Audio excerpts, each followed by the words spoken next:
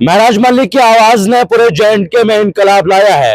जानाज़रीन, transport commissioner J&K विशेषपाल Mahajan ji की जानिब से एक स्टेटमेंट सामने आया है, जिसमें इलेक्ट्रिक ऑटोज और ई रिक्शा की बात जो है वो की जा रही है कि इनका जो किराया है वो कितना रहने वाला है और इनका एरिया जो है वो कितने एरिया में ये चल सकते हैं। कुछ दिन पहले भी हमने आपको एक खबर दिखाई थी कि एक हादसा होता है, एक इलेक्ट्रिक ऑटो का हादसा होता है जिसमें 4 लोग जख्मी हो जाते हैं। और कल की डेट में दुबड़ोता राजगढ़ में एक हादसा होता है इलेक्ट्रिक ऑटो का, उसमें भी 4 लोग जो है वो जख्मी हो जाता है। हालांकि ये प्लेन एरियाज में या टाउन एरियाज में इस्तेमाल होने वाले होते हैं, लेकिन आज के वक्त में ये पहाड़ों पर चलते हैं, ये लिंक रोड पर चलते हैं, वो इसलिए क्योंकि इनका कोई भी परमिट क्राइटेरिया जो है वो नहीं था।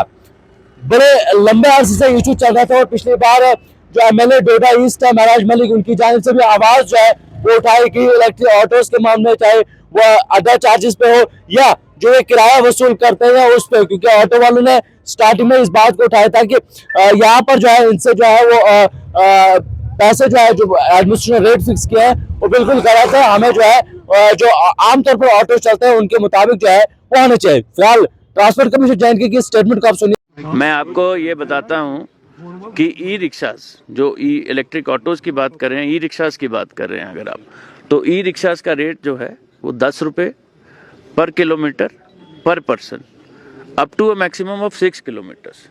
ई रिक्शास आरटीओ साहब को चर्चा हुई है कल, उनको बताया गया है कि वो उन्हीं रूट्स पे चलेंगे जो इन्होंने नोटिफाई किया है। 6 किलोमीटर तक ही ई रिक्शा चल सकता है। Transport commissioner J&K विशेषपाल Mahajan ji का ये स्टेटमेंट आपने सुना, जिसमें वो कहते हैं कि 6 किलोमीटर के दायरे के अंदर इनको चलना है और ऑलरेडी जो आरटीओज है उनको डायरेक्शन दी गई है कि इनके जो है रूट्स को जो है वो नोटिफाई किया जाए।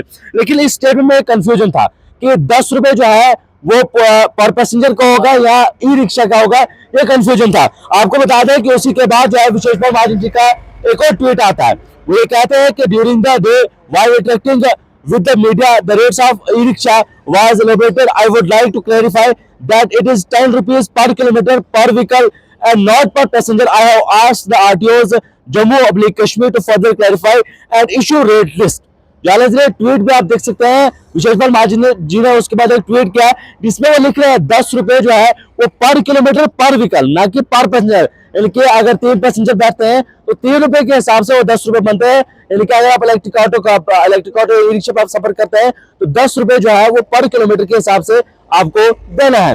दोस्तों ये इशू पहले भी उठा है। अब बहुत से लोग कहते हैं कि नहीं जी, जो ऑटोज जो पहले चलते पेट्रोल ऑटोज उनको जो है इतना कम रेट क्यों नहीं, तो उनका क्राइटेरिया बिल्कुल अलग है। पहली चीज है उनको ईयरली जो है परमिट फीस भरनी होती है, ईयरली उनका टोकन टैक्स होता है, ईयरली उनका जो है उनकी जो है वो सेफ्टी देखी जाती है जो पेट्रोल्स का होता है या उसके बाद जो मीटर्स का होता है, हर एक चीज का जो है उसके बाद फिटनेस की अलग फीस होती है।